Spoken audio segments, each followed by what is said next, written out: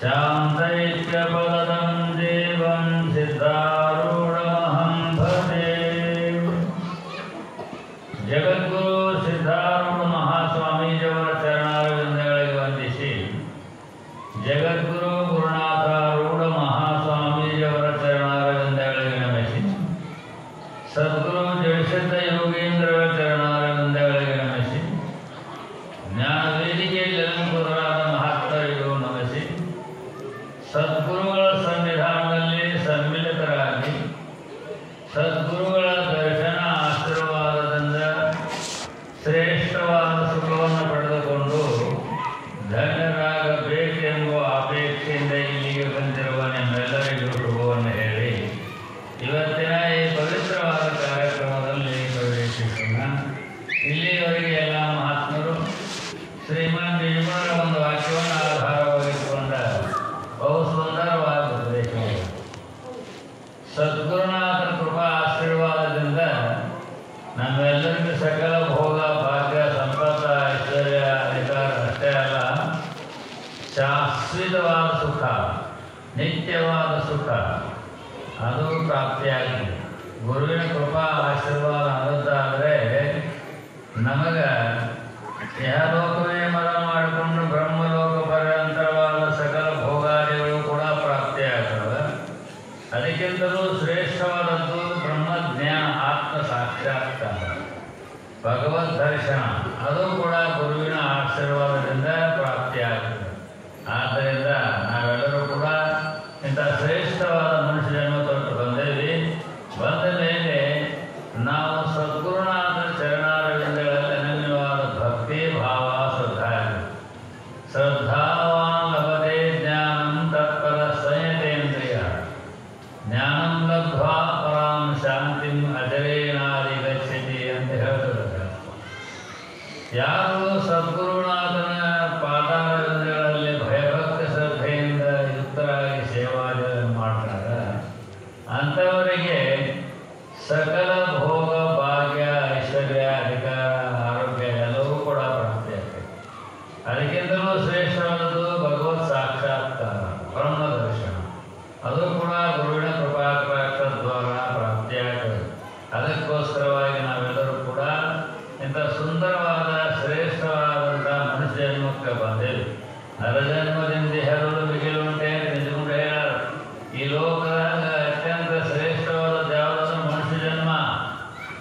ಈಗ ನಾವೆಲ್ಲ ಮನುಷ್ಯ ಜನ್ಮದ ಮುಂದೆ ಹೆಣ್ಣು ಗಂಡು ಎಲ್ಲ ಆದರೂ ನಾವೆಲ್ಲರೂ ಮನುಷ್ಯ ಜನ್ಮ ಇದೆ.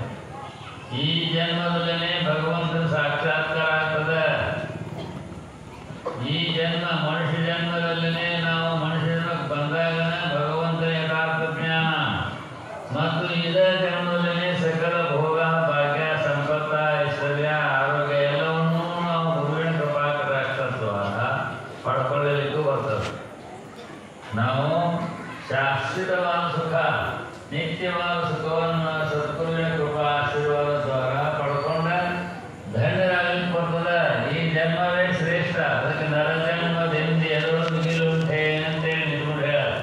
ಶಂಕರ ಭಗವತ್ಪಾದಾಚಾರ್ಯ ಹೇಳ್ತಾರೆ, ಮನುಷ್ಯತ್ವಂ ಮೋಕ್ಷತ್ವಂ ಮಹಾಪುರುಷ ಸಂಶಯ ಏತತ್ರಯಂ ದುರ್ಲಭಂ ಅಂತೇಳಿ ಶಂಕರಾಚಾರ್ಯ ಹೇಳ್ಯಾರ.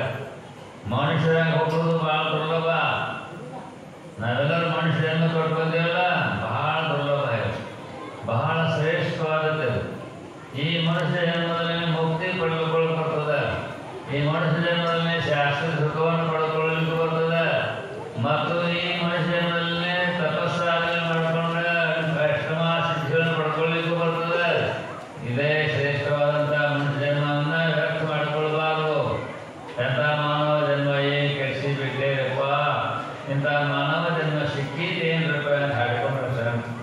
ಎಂಥ ಮಾನವ ಜನ್ಮ ಅಂದ್ರೆ ಭಗವಂತನ ಸಾಕ್ಷಾತ್ಕಾರ ಮಾಡಿಕೊಂಡು ಧನ್ಯರಾಗಲಿಕ್ಕೆ ಯೋಗ್ಯವಾದದ್ದೇ ಮನುಷ್ಯ ಜನ್ಮ. ನಾವೆಲ್ಲ ಮನುಷ್ಯ ಜನ್ಮ ಬಂದೇವಲ್ಲ, ಇದು ಬಹಳ ದುರ್ಲಭ, ಬಹಳ ಶ್ರೇಷ್ಠ. ಈ ಶ್ರೇಷ್ಠವಾದ ಮನುಷ್ಯ ಜನ್ಮವನ್ನು ಇಂಥ ಸತ್ಸಂಗಗಳ ಮೂಲಕವಾಗಿ ಈಗೇನು ಬಂದು ಕುತ್ಕೊಳ್ಳಾಗತ್ತಲ್ಲ, ಇದು ಮಹಾಪುಣ್ಯ, ಬಹಳ ಶ್ರೇಷ್ಠವಾದ ಪುಣ್ಯ. ಇದು ಯಜ್ಞ ಯಾಗ ಹೋಮ ಜಪ ತಪಗಳನ್ನು ಮಾಡಿ ಪುಣ್ಯ ಪಡ್ಕೋತಾರಲ್ಲ, ಆ ಯಜ್ಞ ಯಾಗಾದಿಗಳಿಗಿಂತಲೂ ಶ್ರೇಷ್ಠವಾದದ್ದು ಇದು. ಇದು ಜ್ಞಾನ ಯಜ್ಞ.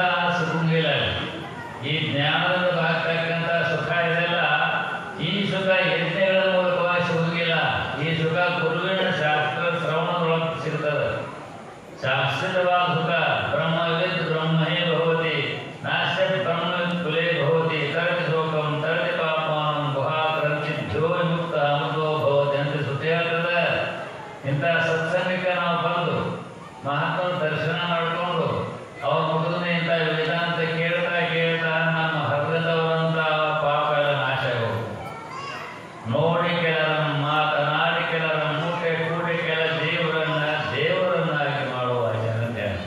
ನೋಡಿ ಕೆಲರಂ ಮಹಾತ್ಮರು ಕರುಣಾ ದೃಷ್ಟಿಯಿಂದ ನಮ್ಮನ್ನು ನೋಡಿದ್ರೆ ನಮ್ಮ ಪಾಪ ಹೋಗ್ತದೆ. ನಮ್ಮ ಪಾಪ ಮಾಡಿದ್ದಲ್ಲ ಹೃದಯದಲ್ಲಿ ಅದು ಕರುಣಾ ದೃಷ್ಟಿಯಿಂದ ಮಹಾತ್ಮರು ಜ್ಞಾನಿಗಳು ನಮ್ಮನ್ನು ನೋಡಿದ್ರೆ ನಮ್ಮ ಪಾಪದ ನೋಡಿ ಕೆಲರ ನೋಡು ಮಾತನಾಡಿ ಕೆಲರ ಮಾತನಾಡಿದ್ರೆ ಹಿಂಗೆ ಉಪದೇಶ ಮಾಡಿ. ಈ ಉಪದೇಶ ಮಾಡೋದ್ರೆ ಕೇಳಕತ್ತಲ್ಲ ಇದು ಬಹಳ ಶ್ರೇಷ್ಠ ಇದೆ.